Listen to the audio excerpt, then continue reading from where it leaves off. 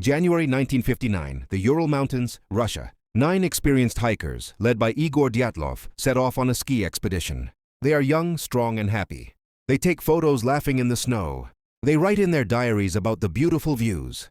But they are heading toward a peak the local, Mansi people call Kholat Shachel. In English, it translates to the Dead Mountain. They set up camp on the snowy slope. It would be their final resting place. When the rescue team found the campsite weeks later, they froze in horror. The tent was half buried in snow.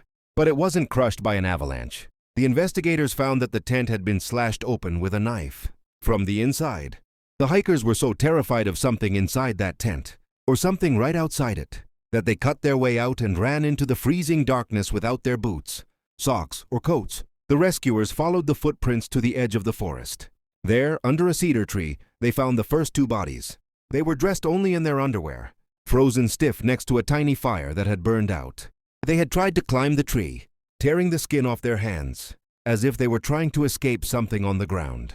3 more bodies were found between the tree and the tent, lying in poses that suggested they were crawling back, trying to return to the camp, but froze before they made it. It was months later when the last 4 bodies were found deep in a ravine. This is where the story turns into a nightmare. These hikers weren't just frozen. They had massive internal injuries, broken ribs, crushed skulls. Doctors said the force was equal to a car crash. Yet there were no bruises on the outside. Stranger still, Dubinina was missing her tongue.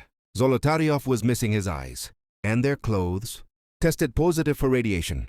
The Soviet government closed the case immediately. Their official explanation? A compelling natural force.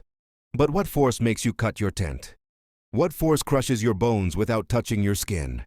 Was it a Yeti? A secret military weapon testing infrasound? Or aliens, as suggested by the glowing orange orb seen in the sky that night? The mountain has kept its secret for 60 years. The only witnesses are the trees, and they aren't talking. This is a tale by Soban.